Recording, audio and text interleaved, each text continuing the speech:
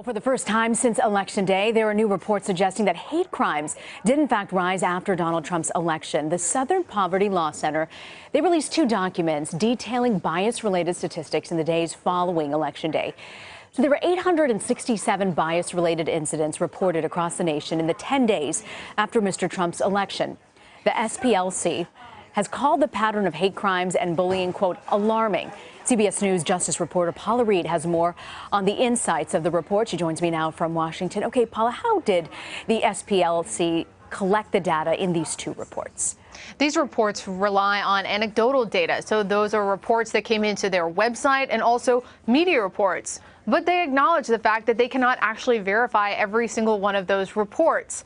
The FBI comes out with similar statistics about a year later. So we just got statistics for 2015. They say it takes that long to really get reliable national data on this.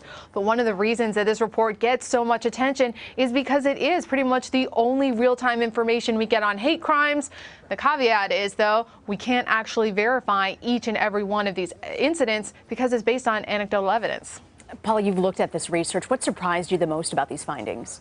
I was really surprised about where a lot of these reports are coming from. They're saying that even if you can't verify every individual event, you can see trends. And they saw an uptick in these kind of bias events, as they call them, in the public streets, in retail locations, and also in schools. As part of a diverse society, that is, of course, troubling. You don't want to see that. What was also surprising is 23 of those almost 900 incidents were anti-Trump. So those were people who were Trump supporters or who were perceived to be Trump supporters who were attacked because of their beliefs.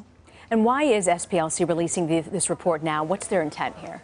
Well, they want a few things that they lay out in the report. The first is that they want President-elect Donald Trump, to come out and acknowledge that this is happening and recant it, to say to people, do not do this. They really want him to come out, acknowledge what they describe as the impact he has had.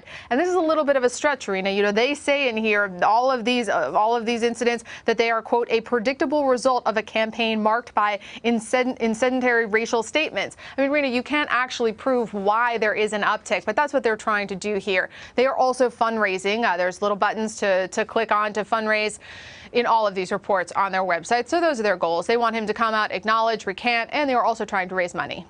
You know, in his 60 Minutes interview, Trump spoke with Leslie Stahl about the increase in hate crimes. I want to play the soundbite. They're harassing Latinos, Muslims. I am so saddened to hear that, and I say stop it if it helps. I will say this, and I'll say it right to the camera, stop it. He said, you heard it there, stop it. But do you think he'll take an even stronger stance, do something more aggressive in dealing with the issue of hate crimes?